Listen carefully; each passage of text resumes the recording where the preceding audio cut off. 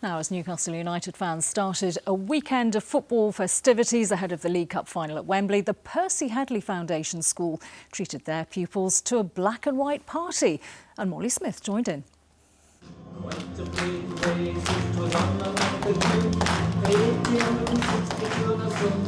Cup fever is spreading all across the city, especially here at the Percy Headley School, where they have started their Wembley celebrations, cheering on the Magpies before their journey down to the capital.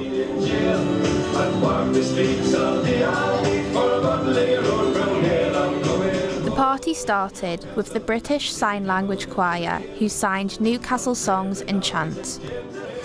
Well, today we're having a celebration, pre-celebration for the great trip for Newcastle going down to the League Cup on Sunday. So all the kids and all the staff have come together to create a black and white day to celebrate everything that's about Newcastle United and get the party really started. All today, 11 o'clock, and the energy when all the kids were here, yous were here, other people were here, I just felt that that is what our school's about. Our school is about community, and our school is about creating a community spirit, and from that community spirit we grow great teaching and learning every day. Who's your favourite football player? Mama. Who? Mama. Dan Burn? Yeah. Why Dan Burn? Ma. Because he what? Ma. He signed Love Fast, didn't he? Yeah. Kieran, who was going down to Wembley with his granddad, is hoping for a Newcastle win this weekend. What do you think the score's going to be when you get there? Newcastle 2, Liverpool 1. Molly Smith, BBC Look North, Newcastle. Yeah, it's great to be optimistic, Alistair. Yeah. Obviously, only one place to start in sport tonight. Yeah, you don't get many trips to the National Stadium, do you? You've got to make the most of them.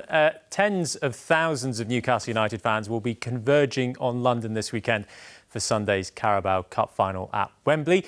The Magpies are the underdogs going into the game against Premier League leaders Liverpool, but head coach Eddie Howe says confidence is high after beating West Ham on Monday, and their captain hopes he's had a dose of luck from a club legend, as Nisha Joshi reports.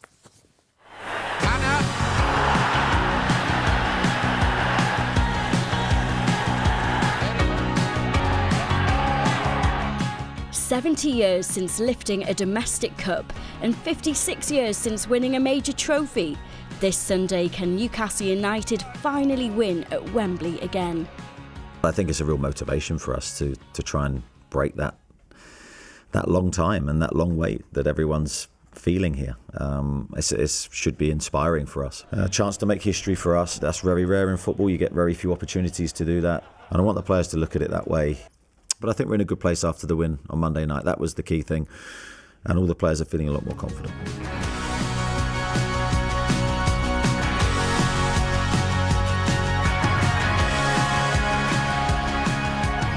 It's coming home, Newcastle. I'd like to say that would win 2-1, but who knows? We'll have a good team. I'll be optimistic. 3-2 Newcastle. Newcastle's going to win 2-0. I think 2-1 to Newcastle. Good luck, do your best, and that's all we ask for. We cannot wait to get there. Everyone is very excited. We just want to make thousands of Georges happy. My message is stay positive. We're going to do our best to get this trophy back to the city. And would you believe it, it's Rob Lee. I spoke with Rob Lee, the last player who scored in Wembley for Newcastle. So I told his feet to give me a little bit of lucky.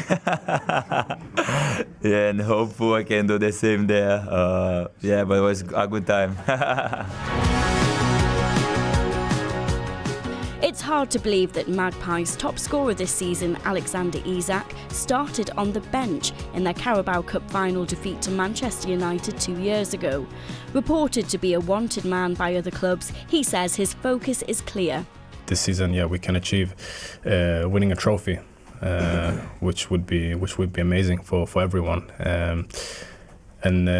Yeah, really about my future is nothing really I think about. I've said many times, like during a season, I just focus on a job, and now it's probably the worst time to even think about anything else.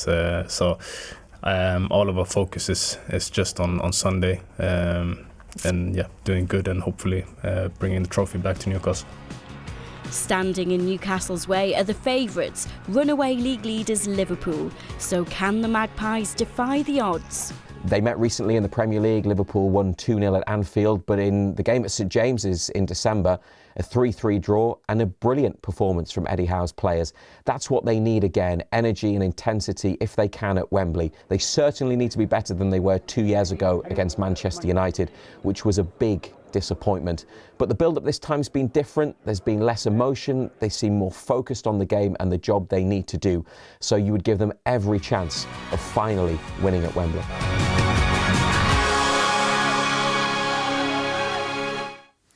We'll see. 7 players from the North East and Cumbria have been named in Thomas Tuchel's first England squad this morning. Dan Burn could make his international debut at the age of 32 after the Blythe-born Newcastle defender received his first call-up. Fellow Magpies Tino Livramento and Anthony Gordon are also included, while there's a surprise recall for Ajax midfielder Jordan Henderson from Sunderland. Jordan Pickford from Washington is one of 3 local goalkeepers named, with Cumbrians Dean Henderson and James Trafford also in the squad. Away from the Carabao Cup final, there are, of course, big games for our championship sides. We heard from Michael Carrick yesterday, ahead of Middlesbrough's trip to Luton this weekend. And Rajesh Labrie says his Sunderland side will have to be at their best from now until the end of the season if they're to keep up their promotion challenge. The Black Cats face 4 of the current top 10 in their remaining fixtures, starting at Coventry tomorrow. Well, as Cup final excitement grows, a local folk band is gearing up for a nerve-wracking gig in front of thousands of Newcastle United fans. Belter Reivers have made a name for themselves, performing Geordie anthems outside the ground on match days. And they've now been asked to be the resident band at the official fan zone next to St James's Park, as Sharuna Saga has been finding out. I'm coming home, Newcastle, if you never win the cup again. I'd brave the dog at St James's Park at the Gallagher end in the rain. Belter Reivers formed in Newcastle 6 years ago. The 4-piece are die-hard Magpie supporters and the resident matchday band at Stack St James's. How did you get to become the official fan zone band? In all honesty, it just felt very natural because it's what we've been doing anyway. So we've been doing a lot of the Newcastle United chants throughout the town, really. So throughout the pubs in Newcastle, and then we moved up, and then it just seemed to fit like a glove when the Stack asked to come perform there on the opening day of the season. From Knopfler to Lindisfarne, folk music to Fender, their feel-good repertoire is guaranteed to get the pre-match party started.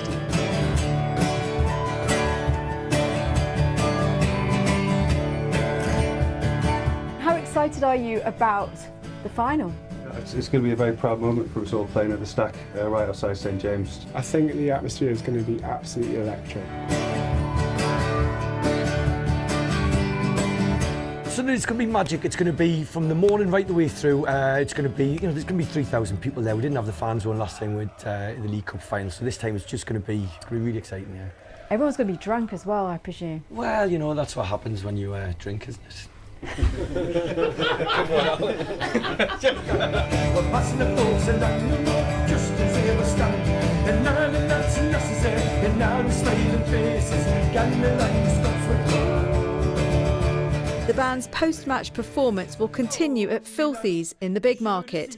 Let's hope it's a celebration, not a commiseration, and that after all the chanting in the stands, our singer still has a voice.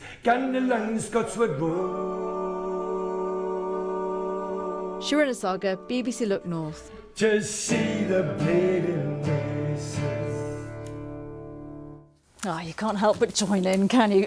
So let's find out what the weather's going to be like here, but at Wembley as well, Jen. Yes, it's not looking too bad, actually. Not particularly warm, but it looks like it will be dry. We'll get to that in just a second, but let's take a look at some of your weather pictures from the last few hours then. Starting with Cresswell Beach. You can see those showers are just looming on the horizon there. Thank you to Teresa for sending that one in.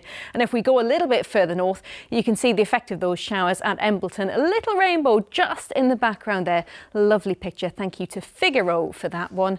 And then we move over to Cumbria. Some signs of spring, even if it doesn't feel particularly warm, the lambs are out, which are absolutely lovely.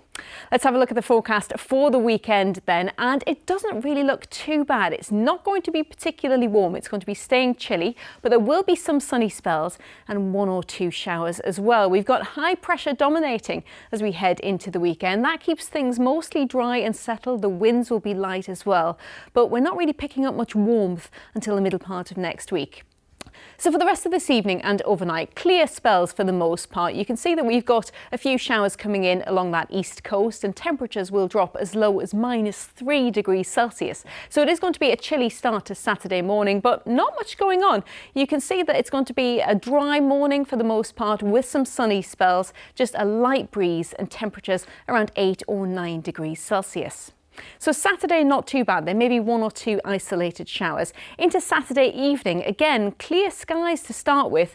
There may be a little bit more cloud just starting to sink down from the north as we head through the night, bringing 1 or 2, again, isolated showers. But generally, it's looking dry and another chilly night. Those temperatures still getting as low as -2 degrees Celsius. But yeah, there is the small matter of a rather big football match on Sunday, and at Wembley it is looking like it's going to be dry, not particularly warm at 9 degrees, and that northeasterly wind is going to make it feel a little bit colder, but dry with a lot of cloud around, and it should stay dry into the evening as well, whatever you're doing. Now, for Sunday itself, closer to home, it's a mostly dry picture. You can see a few showers popping up, and I think there's more likely to be some showers on Sunday than on Saturday, but those temperatures are coming up as well, 9 to 11 degrees Celsius. And if we look further ahead into next week, Monday and Tuesday is still feeling quite cold, but some signs of something a little bit more promising as we go through Tuesday. And then to leave you with a bit of hope for the middle part of the week, here we are, Thursday, temperatures up to 16 degrees. Oh, thanks very much, Dan. I think you're going to need your thermals at Wembley, though. Yes, yeah, again. It's warmer than 2 years ago, but not much. It's not. Have a great weekend, whether you're watching the Cup final or not. We'll have bulletins across the weekend, of course. But from us all here, bye for now. Bye-bye.